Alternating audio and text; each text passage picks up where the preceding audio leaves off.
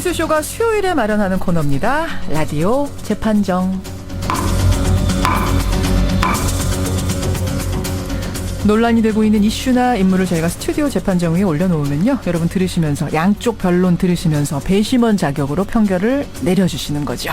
오늘도 두 분의 변호인 모셨습니다. 노영희 변호사님 안녕하세요. 네, 들으면 들을수록 식견이 넓어지는 라디오 재판정입니다. 안녕하십니까? 카피를 만들어 오셨네요. 광고회사처럼. 네. 손수호 변호사님 반갑습니다. 네, 안녕하세요. 아니 근데 어떤 청취자가요, 두 분의 별명을 지어서 하나 보내주셨어요. 뭐라고 보냈냐면 방송 가능한 겁니까? 두려운데. 센 언니 노변. 센 언니 괜찮으세요? 마음에 드세요? 네, 좋습니다. 감사합니다. 악역 전문 손변. 청취자들이 이제 1년 들으시더니 괜찮으세요, 손 변호사님? 뭐 항상 그런 건 아닌데요. 뭐 그럴 때도 있으니까. 아니, 감안하고 들어주시면 감사하죠. 손 변호사님은 그 악역을 보면 네. 도전 정신 같은 게 생기세요. 내가 변론에서 좀 이겨보고 싶다 뭐 이런. 뭐 그렇게 생기기도 하죠. 네. 변호사로서 좋은 자세네요. 노 변호사님은 이제 센 언니라고 지금 그러셨는데, 제가 아는 노 변호사님 변론할 땐 세시지만 사실은 굉장히 소녀 감성, 소녀 하시는 분이잖아요. 아줌마 감성입니다. 아니, 문학적인 부분과 예술적인 감성을 항상 갖고 계세요. 그러네요. 드라마 잘 아시겠지만. 작가세요, 이분이. 작가 지망생이세요. 하여튼 별명 또 생각나는 거 있으면 보내주시고요. 보내주신 분 고맙습니다. 앵커님 변명도 보내주세요. 두 됐습니다. 분이 케미가 이상합니다. 자, 이렇게 센 언니와 악역 전문 두 분을 모시고 진행하는 라디오 재판정. 오늘 주제에 들어가기에 앞서서 제가 궁금한 게 하나 있는데, 장시호 씨. 네네. 최순실의 조카 장시호 씨가 어제는 아니 5일에 제출했다는 걸 특검이 어제 발표한 발표했죠. 건데, 네, 네. 우리 이모가 쓰던 태블릿 PC, 2005년도에 쓰던 태블릿 PC입니다. 이모가 쓰다가 나에게 물려준 거예요 라고 하면서 특검에 제출을 했다는 거 아닙니까? 네. 이게 지금 어마어마한 것들이 들어있다고 해서 엄청난 증거가 될 거다라는 게 지금 특검의 얘기인데, 노 변호사님, 네네. 저는 궁금한 게 지금 사실은 장시호 씨도 공범이잖아요. 피의자 신분이잖아요. 구치소에 네. 있는. 네. 그런데 같은 공범의 증거를 이렇게 제출한다? 이건 네. 무슨 심리예요? 이게 이제 전형적인 죄수의 딜레마 사건인데요. 이게 이제 만약에 제일 유리한 거는 최순실 씨하고 장시호 씨가 서로 모든 범죄 사실을 부인하는 게 사실은 그들에게는 가장 유리하죠. 그렇죠. 예, 그렇지만 사실 누가 먼저 이 죄에 대해서 좀 고백을 하고 예. 본인에게 유리한 그런 양형을 받을 것인가를 생각해 본다면 장시호 씨의 전략이 또 중요하게 지금 잘 맞아 떨어지고 있는 좀 느낌이 납니다. 아니, 이렇게 도움을 주면, 고백을 하면 그렇죠. 자신의 형량이 줄어들어요? 도움이 그렇습니다. 예. 장시호 씨에게 극단적으로 유리하고 최순실 씨에게는 극단적으로 불리한 상황이 되는 예, 건데요. 결과론적으로는 그 JTBC의 태블릿 PC가 증거 능력이 뭐 있네 없네 하면서 다투고 있는 와중에 돼요? 그렇죠. 결정적 증거인 최순실 씨 태블릿 PC와 비밀금고에 대해서 이렇게 제대로 이제 뭔가를 제출한다는 것은 예. 지금 가장 핵심이 되는 삼성과 최순실 씨와 박 대통령 간의 뇌물죄에 있어서 엄청난 그 핵심적 증거가 되기 뇌물죄. 때문에. 그러니까 JTBC 것이 국정농단의 증거라면, 그렇죠. 이건 지금 뇌물죄를 뒷받침한, 예, 예. 2015년에 사용한 거니까 뇌물죄를 증명할 만한 네네. 것들. 그 뇌물죄와 관련해서 가장 중요한 핵심 증거가 되기 때문에 예. 매우 중요한 것이고, 이렇게 하면 이제 그 장시호 씨에 대한 공소 사실도 조금 정리가 될 수가 있고, 또 하나는 이제 검사가 구형을 할 때, 그러니까 형을 얼마 살게 해달라고 구형을 재판장한테 하는데, 예. 그때도 조금 유리하게 수사 협조했다는 이유로 조금 유리하게 조금 본인에게는 작용할 수 있습니다. 플리 바게닝 저 이런 얘기 들어본 것 같은데 그런 거예요? 예, 그러니까 우리나라는 아직은 검사하고 뭐 피고인이 죄를 인정하면서 예, 뭐 하는 예. 그 플리 바게닝이라고 하는 제도는 없습니다만은 현실적으로는 검사의 그런 어느 정도 수사와 관련된 권한이 있기 때문에 약간의 플리 바게닝적인 요소도 좀 들어있는 것 같습니다. 그렇군요. 예. 그렇군요. 장시호가 제출한 이모의 태블릿 PC. 궁금해서 먼저 여쭤봤고, 오늘 주제 본격적으로 들어가겠습니다. 자, 벌써부터 제가 예고 올리니까 문자가 오는데, 주제 외치고 시작을 하죠. 오늘의 주제입니다. 성적 수치심을 느끼게 한 진료 행위. 과연 성추행인가 아니면 정상 진료인가? 성적 수치심을 느끼게 한 진료 행위. 성추행인가 정상 진료인가? 바로 이겁니다. 손 변호사님. 네. 이게 그러니까 얼마 전에 대법 판결까지 다 난 실제 사건인 거죠. 그렇습니다. 굉장히 복잡한 재판 과정을 거쳤는데요. 2013년 4월에 있었던 일인데요. 예. 제고향 인천에서 있었던 일이네요. 예. 변비로 병원을 간 만 14세 A양이 있었습니다. 14세 네, 중학생. 교복 치마를 입고 병원에 갔어요. 예. 그런데 이제 그 가정의학과 전문의 김모 씨가 진료를 했습니다. 76년생이니까 2013년 당시에는 30대 후반입니다. 예. 그런데 변비 관련해서 진찰을 하면서 이제 배가 아프다고 하니까 만져볼 수밖에 없잖아요. 촉진을 하는데 예. 이때 속옷 안쪽까지 이제 팬티 안쪽까지 손을 집어넣었다.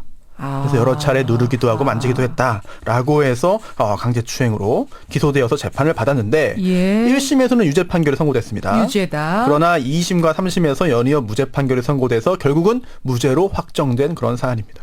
유죄, 무죄. 최근에 대법원 판결이 나왔습니다. 대법원에서는 정상적인 진료, 이건 할 수 있는 진료 행위지 성적으로 문제 없다라고 마지막 판결이 나온 거예요. 네, 1심에서 벌금 1,000만 원, 40시간의 성폭행 치료 프로그램 이수 명령이 나왔지만 예. 2심에서 무죄였고 이제 이번 달 8일이죠. 얼마 전에 대법원에서 무죄 판결이 최종 확정된 사안입니다. 이런 종류의 사건 참 애매하지 여러분. 경우가 다양하기 때문에 모든 진로 경우를 하나로 놓고 우리가 오늘 얘기할 수는 없을 것 같고요.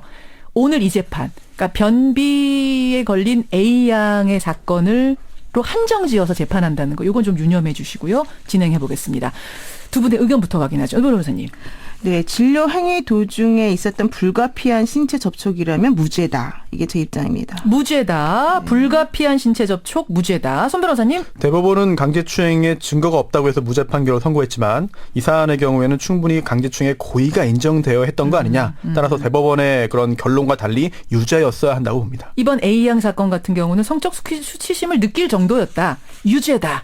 여러분 보내주십시오. 50원의 단문 100원의 장문 유료 문자입니다. 샵 1212 카톡 레인보우까지 열어놓고 의사 무죄다 생각하시면 노변 무죄 아니다. 이 정도 진료였으면 이거는 유죄다. 유죄 손변 이렇게 보내주시면 되겠습니다. 제가 아까 예고했더니 들어온 문자 먼저 소개를 해드릴게요. 2016님은 이거 성추행 맞습니다. 이분의 경험담을 써주셨어요. 오래된 얘기긴 한데요. 자궁검사를 하는데 허벅지에다가 손을 올려놓고 하더라고요. 굳이 손을 올려놓을 필요가 없었는데 하시면서 정명희님은 반대 의견 주셨습니다. 아니 아파서 진료받아야 할 상황인데 거기서 무슨 성적 수치심을 느낄 틈이 있단 말입니까? 좀 난처한 부위라도 치료는 받아야 되는데 그래서 의사 혼자 안 하고 옆에 간호사들도 다 있는 거 아니겠습니까? 이런 문자를 지금 팽팽하게 벌써 보내주고 계세요. 여러분 보내주십시오.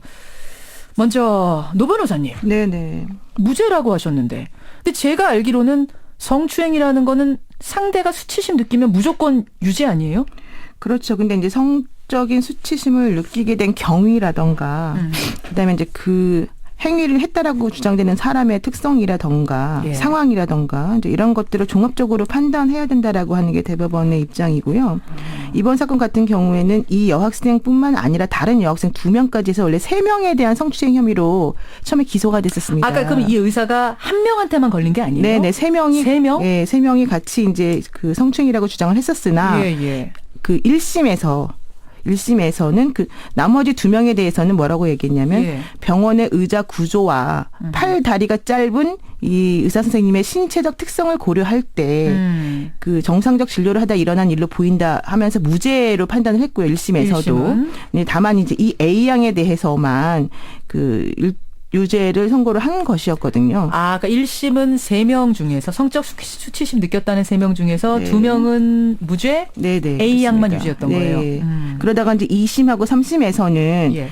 A양에 대해서까지 이제 모두 무죄를 판시를 하면서 진료에 필요한 행위였다면 환자가 다소 수치심과 불쾌감을 느꼈다 하더라도 추행은 아닌 것 같다라고 이제 판단을 한 거예요. 근데 이게 왜 그러냐면 엄격한 증명의 법칙 때문입니다. 그게 뭡니까? 엄격한 증명의 피고인에 대해서 유죄라고 하는 것을 확정 지으려면 예. 그냥 추정이라던가 생각이라든가 이런 걸 가지고 판단할 수는 없고 실제 그런 행위가 있었는지에 대해서 합리적 의심의 여지가 없을 정도로 분명한 증거가 있지 않는 이상은 증거가 있어야 된다. 네, 근데 여기서 이제 아마 이 A양의 진술이 조금 왔다 갔다 한 부분이 있고 그래서 여러 가지를 고려해봤을 때 그리고 또 감정위원회 소견을 보았을 때도 예. 이것은 이제 무죄다라고 판결을 한 거죠. 손 변호사님. 네. 수치심을 느꼈다고 해서 무조건 강제추행죄가 성립하는 건 아니에요. 그래요. 필요한 것이 바로 강제추행의 고의가 있어야 됩니다. 즉 이 사안의 경우에 의사가 예. 강제추행을 하겠다는 그런 생각을 가지고 행위를 했어야 돼요. 그런데 이걸 증명할 의무를 가지고 있는 게 바로 검사입니다. 의사가 나는 뭐 고의 없었습니다라고 증명할 필요가 없어요. 검사가 의사의 고의를 증명해야 되는데 그걸 성공 못한 거죠. 그래서 이게 대법원 판결문을 보면 굉장히 짧습니다. 예, 예. 총 전체가 18줄이에요. 18줄이요? 네. 핵심이 요거 하나입니다. 검사가 증명 못했다. 그러면서 이런 표현도 등장합니다. 석연치 않은 점이 있으나. 예. 석연치 않은 점이 있으나 검사가 증명 못했다예요. 굉장히 짧습니다. 석연치 않은 점은 있지만 이것만 가지고 어떻게 유죄라고 네. 하겠느냐. 석연치 않은 점이 도대체 뭐냐? 굉장히 예. 많습니다만 하나하나 차근차근 말씀드리기를 하고요. 예. 조금 전에 노 변호사님 말씀하신 대로 그 총 3명의 피해자가 고소했습니다. 예. 내용을 참 그대로 읽어드리기 민망할 정도거든요. 근데 이거는 우리가 재판을 하려면 도움이 네. 돼야 되기 때문에 조금 민망하더라도 설명을 해 주세요. 알겠습니다. 의사가 같은 날이에요. 네. 4월 10일 10시 30분경 병원을 방문한 학생에게 여학생이죠. 14세. 다리를 벌리고 피해자에게 다가와 피고인의 의사의 허벅지와 성기 부위를 피해자의 학생의 무릎에 밀착시키는 행위를 반복했다. 2명. 그리고 또 1명. 이번에 문제가 된 그런 변비 사안인데요. 예, 예. 계속하여 피해자에게 다가와 피해자의 무릎에 피고인의 성기를 밀착시키고 계속하여 피해자를 진료실 내 침대에 눕게 한 후 손으로 피해자의 배꼽 주변을 누르다가 피해자의 팬티 안에 손을 넣어 음모가 난 부위를 만졌다. 아니 잠깐만요. 근데 좀 내용이 왜 그러세요? 허락을 해주셔가지고 예. 너무 저도 안 읽으려고 했는데 예. 아니 아침부터 불쾌감을 드렸다면 죄송합니다만 그만하셔도 될 것 같아요. 제 일이니까요. 예. 여기서 그만하겠습니다. 네. 그러니까 이런 걸로 3명. 네, 기소가 된 거죠. 네. 그랬으나 1심에서도 역시 그 2명에 대해서는 무죄였다. 근데 그거를 정확히 지금 헷갈리시면 안 됩니다. 예. 자, 그러면 제가 정리해드리겠습니다. 그 진료기록부상에 나와 있는 그 기능성 장질환, 지금 문제가 된 변비 환자 같은 경우에 이제 판단을 뭐라고 했냐면은 의료 전문가들은 이러한 증상과 진단명에 따른 진료 방법으로는 네. 가능한 많은 부위를 진찰할수록 올바른 진단과 처방을 할 수 있기 때문에 그 복부 촉진은 절대적으로 필요하다. 예. 이제 이런 얘기가 있었었고요. 예. 그리고 실질적으로 이 진료실에는 많은 사람들이 지나가는 외부 통로로 통하는 창문도 있고 개방형이었고. 개방형이었다. 네, 누구든지 볼 수 있는 곳에서 설마 그런 짓을 그렇습니다. 했겠느냐. 예. 그리고 또 하나는 이제 피해자가 그 당시 진료 당시나 직후에 어떠한 불쾌감을 표현한 적이 없었다. 아, 바로 불쾌감 표현한 게 아니에요? 예. 그리고 피해자의 진술이 계속해서 조금씩 달라지고 있다. 예. 이런 것들이 사실은 이 판단의 근거가 됐습니다. 네. 여기에 대해서 하나하나 해야 되는데 먼저 진술 누구의 말을 믿을 수 있느냐가 굉장히 중요한 부분인데요. 네. 피해자가 바로 불쾌감 표하지 않았다라고 하고 있습니다만 실제로 피해자가 이 의사를 고소할 이유가 없어요. 이런 일이 없었다고 한다면. 그런데도 고소를 했고 또 하나가 의사에게 합의를 요구한 적도 없습니다. 합의금을 달라고 한 적도 없어요. 다만 내가 이러한 일을 당했으니 처벌해달라라는 말만 했습니다. 믿을 수 있는 정황이죠. 예, 또 하나 예. 의사가 진술이 번복됐어요. 의사가 수사기관에서 이렇게 말했습니다. 처음에는 검찰에서 예. 피해자 여학생의 속옷 속으로 손을 넣지 않았다라고 주장을 계속했습니다. 검찰에서는. 그런데 재판을 받자 달라졌습니다. 손이 들어간 사실은 인정하겠다. 이렇게 진술이 달라졌다는 점. 그렇다면 의사의 말을 믿기 어렵다는 정황이 나오는 것이고요. 그렇군요. 네. 그리고 또 하나가 지금 이게 이야기를 구체적으로 하다 보면은 좀 그래가지고 조금 수위를 좀 조절하겠습니다만, 예. 이 의사가 키가 163cm예요. 예. 예, 그러다 보니까 다리를 벌리고 가까이 다가서면은 닿을 수밖에 없다. 신체적인 조건을 고려해야 된다는 네. 거거든요. 그런데 의사는. 예. 여의사 같은 경우도 과연 그렇게 했을까요? 아. 여성 의사 중에 163cm면은 평균 또는 평균 좀 이상인데 그렇죠. 더 큰데 이런 경우에 다 다리를 벌리고 환자에게 다가섰을까요? 그렇게 합니다. 예. 다리를 벌리고 다. 예. 그렇게 해요. 왜냐하면 제가 필요한 과연 경우는 근데 이렇게 여러 명에게 동일한 방법으로 다리를 벌리고 밀착해서 성기가 닿을 정도로 했겠느냐? 제가 볼 때는 그렇지 않을 가능성이 높다. 그러니까 지금 손 변호사님은 3명이라는 점에 주목하시는 거군요. 한 사람만이 아니라 3명이 비슷한 느낌을 느꼈다면 이건 상당히 고의성이 있는 거 고소한 게 아니냐. 3명이니까 그 이상 가만히 있는 사람은 훨씬 많을 수 있을 수도 있습니다. 있다. 이 부분이에요. 청취자 한 분이 질문 주셨는데 CCTV가 없었나요? 네, 전혀 없었던 진찰실 안에는 사실 CCTV가 있기가 어렵죠. 예. 그럼 간호사도 없었어요?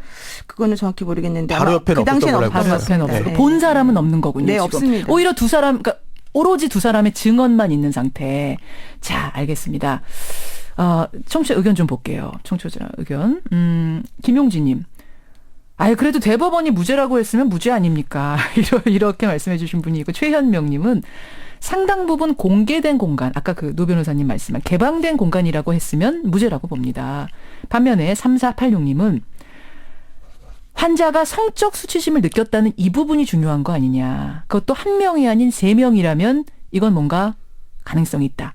홍신혜님, 이런 식의 상황이었다면 미리 환자에게 양해를 구했어야 된다. 따라서 유죄다. 이런 의견이 좀 팽팽하게 들어옵니다. 여러분 보내주셔야 됩니다. 50원에 남은 100원의 장문 유료 문자 샵 1212 카톡 레인보우 열려 있습니다.